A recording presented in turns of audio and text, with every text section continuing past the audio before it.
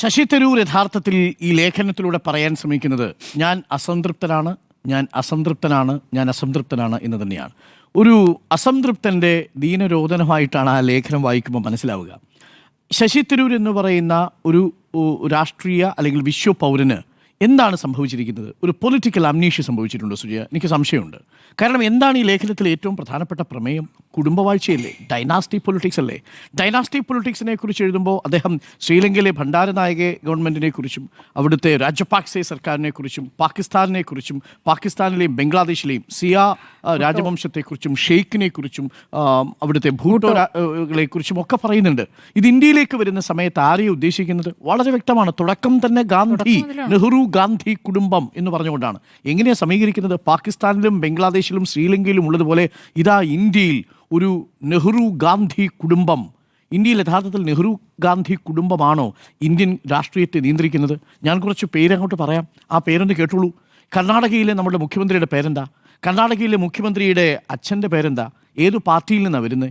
Dynasty പൊളിറ്റിക്സിൻ്റെ ഭാഗമായി BJPയുടെ എണ്ണം പറഞ്ഞ നേതാക്കൾ ഇപ്പോഴും നമ്മുടെ മുന്നിലുണ്ട്. ഇത് പറഞ്ഞു വരുന്ന സമയത്തെ ആരും BJPയിലെ കുറിച്ച് പറയില്ല. നേരത്തെ ജിമ്മി പറഞ്ഞതുപോലെ എല്ലാവരും രാഹുൽ ഗാന്ധിയെയും സോണിയാഗാന്ധിയും പറഞ്ഞുകൊണ്ട് പറയും. സുജയ് നേരത്തെ എന്താ പറഞ്ഞത്? മല്ലികാർജുൻ ഖർഗെ ചിത്താർപൂരിൽ നിന്ന് MLA ആകുന്ന സമയത്ത് ഈ രാഹുൽ ഗാന്ധി ജനിച്ചിട്ടുണ്ടോ എന്ന് സംശയമാണ്. 1978 അന്ന് രാഷ്ട്രീയ പ്രവർത്തനം തുടങ്ങുന്ന സമയത്ത് അന്ന് ആരാ അധികാരത്തിൽ? അന്നാരാ കേന്ദ്രത്തിൽ അധികാരത്തിൽ? 1978 ഞാൻ പറഞ്ഞത് ജനാധിപത്യ പ്രക്രിയയിലൂടെ ഇലക്ടഡ് ആവണം, അല്ലാതെ ഒറ്റയടിക്ക് പേര് പറയുകയല്ല വേണ്ടത്. മല്ലികാർജുൻ ഖർഗെയാണെന്ന് AICCയുടെ പ്രസിഡന്റ് ആയിട്ടിരിക്കുന്നത്. അത് ഏതെങ്കിലും ഡൈനാസ്റ്റി പൊളിറ്റിക്സിന്റെ ഡൈനാസ്റ്റിയുടെ താല്പര്യമാണ്. 83 വയസ്സുള്ള ഈ മല്ലികാർജുൻ ഖർഗെ അദ്ദേഹം താഴ്ന്ന നിലയിൽ നിന്ന് വന്ന് ഒരു പാർശ്വവൽക്കരിക്കപ്പെട്ട സമുദായത്തിൻ്റെ പ്രതിനിധിയായിട്ടും തുടർച്ചയായി 10ഓളം മന്ത്രിസഭകളിൽ, വീരപ്പ മൊയ്ലി അടക്കം ഇങ്ങോട്ട് 10ഓളം നിയമസഭകളിൽ ഈ SM കൃഷ്ണ അടക്കം മന്ത്രിസഭയിൽ മന്ത്രിയായിട്ട് പ്രാവീണ്യം തെളിയിച്ചു വന്നയാളാണ് മല്ലികാർജുൻ. ഇന്ത്യയിൽ നോക്കൂ, കേരളത്തിൽ പക്ഷേ കൊടുക്കുന്ന കേൾക്കൂ, ഇന്ത്യയിൽ ദളിത് ആയിട്ടുള്ള ഒരു പ്രസിഡന്റ് ഒരു പാർട്ടിയുടെ പ്രസിഡന്റ് ആയിട്ട് വരികയാണ്. അതിനകത്ത് എന്തിനാ അത്ര അസ്വസ്ഥത? അയ്യോ, കേരളത്തിൽ കേരളത്തിൽ കൂടി വേണമെന്നാ പറഞ്ഞത്. കൊടിക്കുന്നിലും കൊടുക്കണം. നമ്മുടെ ഹോം മിനിസ്റ്റർ അല്ലെ, നമ്മുടെ യൂണിയൻ മിനിസ്റ്റർ ഉണ്ടല്ലോ, നമ്മുടെ വാർത്താവിതരണ വകുപ്പ് മന്ത്രി അനുരാഗ് ഠാക്കൂറിന്റെ അച്ഛന്റെ പേരെന്താ? അനുരാഗ് ഠാക്കൂർ ഇപ്പൊ മന്ത്രിയല്ല ആയിരുന്നു അനുരാഗ് ഠാക്കൂറിന്റെ. അനുരാഗ് ഠാക്കൂർ എന്താ ഇപ്പോ? അനുരാഗ് ഠാക്കൂർ എന്താ BJPയിലെ പൊസിഷൻ പറയൂ?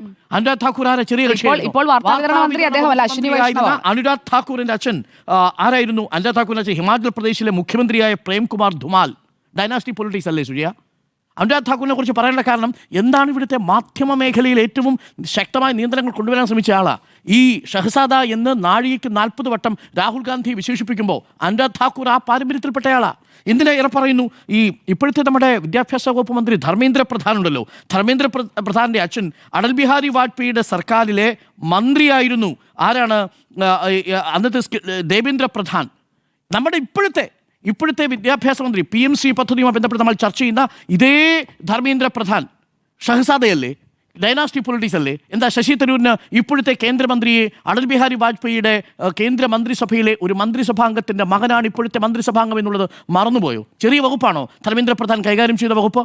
ഇനി കിരൺ റിജിജു ആരാണ്? കിരൺ റിജിജുവിൻ്റെ അച്ഛൻ ആരാണ്? കിരൺ റിജിജു ഇപ്പോഴത്തെ കേന്ദ്രമന്ത്രിയായിരിക്കുന്ന സമയത്ത് അദ്ദേഹത്തിൻ്റെ അച്ഛൻ അരുണാചൽ പ്രദേശിലെ ആദ്യത്തെ പ്രോട്ടം സ്പീക്കറാണ്, റിൻചിൻ ഖാരു. നോക്കൂ, പ്രേമ ഖണ്ഡു അരുണാചൽ പ്രദേശിലെ മുഖ്യമന്ത്രിയായിരുന്ന പ്രേമ ഖണ്ഡു നേരത്തെ തന്നെ അരുണാചൽ പ്രദേശിലെ മുഖ്യമന്ത്രിയായിരുന്ന ദോർജി ഖണ്ഡുവിൻ്റെ മകനാണ്. ഇതാണ് ഇവിടുത്തെ തുടർച്ചയാണെന്നേ, ഒന്നല്ല എത്രയെണ്ണം പറയാം. ഇപ്പോൾ സുവേന്ദു അധികാരിയുടെ അച്ഛൻ ആരെയാണ്? സുവേന്ദു അധികാരിയെ കൊണ്ടുവരുമ്പോൾ ഡൈനാസ്റ്റി പൊളിറ്റിക്സ് മോദിക്ക് പ്രശ്നമല്ലായിരുന്നോ? സുവേന്ദു അധികാരിയെ തൃണമൂൽ കോൺഗ്രസിൽ നിന്ന് വിളിച്ച് മമതാ ബാനർജി പൂട്ടാൻ വേണ്ടിയിട്ട് ഇറക്കുമ്പോൾ ഡൈനാസ്റ്റി പൊളിറ്റിക്സ് തൊട്ടുകൂടാ പാടില്ലായിരുന്നു? അന്ന് ഡൈനാസ്റ്റി പൊളിറ്റിക്സ് എന്താണ് ഈ BJPക്ക് വിഷയമല്ലാതിരുന്നത്?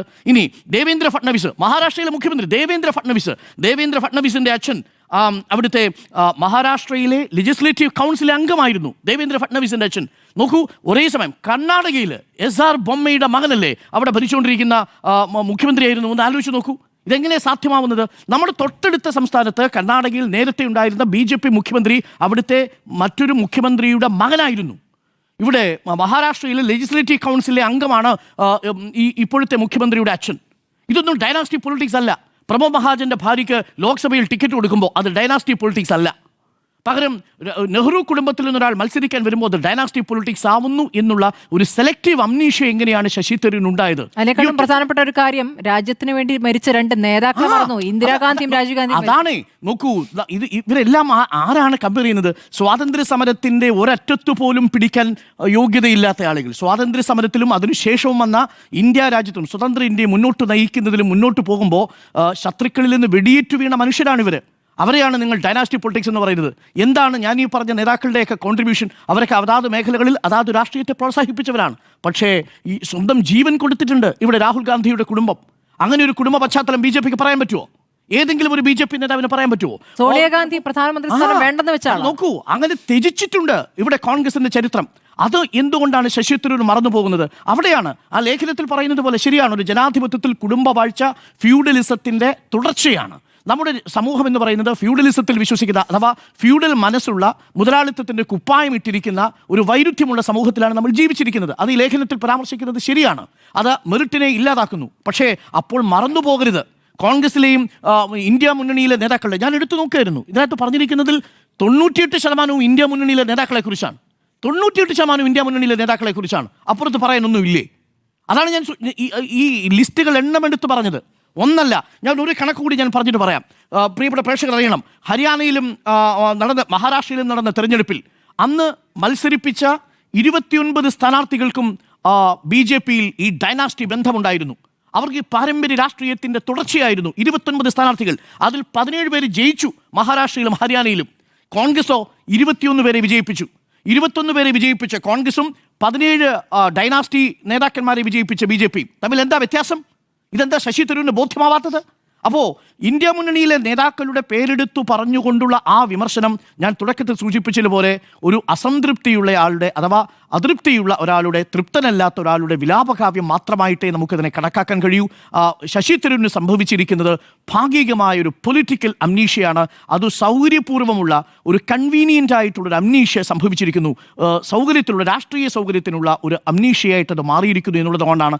അതുകൊണ്ടാണ് ഒരു ഭാഗത്തെ ഡൈനാസ്റ്റി പൊളിറ്റിക്സിനെ പൂർണ്ണമായും മറച്ചു പിടിച്ചുകൊണ്ട് ഇന്ത്യൻ രാഷ്ട്രീയം ഒരു കുടുംബവാഴ്ചയുടെ ബിസിനസ്സാണ് എന്ന നരേറ്റീവിലേക്ക് എത്തുന്നത്. കുടുംബവാഴ്ചയെ നമ്മൾ എതിർക്കേണ്ടതാണ്. അത് അദ്ദേഹം വിമർശിക്കുന്നത് പോലെ തന്നെ നേതൃത്വത്തിൻ്റെ ജന്മാവകാശമായി മാറുന്ന സാഹചര്യമുണ്ട്. അതൊക്കെ ആ ലേഖനത്തിൽ പറയുന്നത് ഞാൻ അംഗീകരിക്കുന്നു. പക്ഷേ അവിടെ പറഞ്ഞു വരുമ്പോൾ അതിൽ ഇന്ത്യ മുന്നണിയിലെ നേതാക്കളുടെ മാത്രം, ഇവിടെ DMK മുതൽ അങ്ങ് ഒമർ അബ്ദുള്ളയുടെ വരെ ചരിത്രം എടുത്തുകൊണ്ട് വന്നിരിക്കുക. അപ്പോൾ ഈ പറഞ്ഞ നേതാക്കളെ മഹാരാഷ്ട്ര അങ്ങ് വിട്ടുപോയി, ഈ കർണാടക അങ്ങ് വിട്ടുപോയി, ഈ ഡൈനാസ്റ്റി പൊളിറ്റിക്സ് അങ്ങ് വിട്ടുപോയി. ആ ബി.ജെ.പിയിലെ ഡൈനാസ്റ്റി പൊളിറ്റിക്സിനെ മറന്നുകൊണ്ടുള്ള ലേഖനം ഒരിക്കലും പൊളിറ്റിക്കലി കറക്റ്റായ ഒരു ലേഖനമല്ല, രാഷ്ട്രീയമായ ഉദ്ദേശ താല്പര്യങ്ങളോട് കൂടിയുള്ളതാണ് എന്നുള്ളതാണ് എൻ്റെ ഈ വിഷയത്തിലെ ടേക്ക്.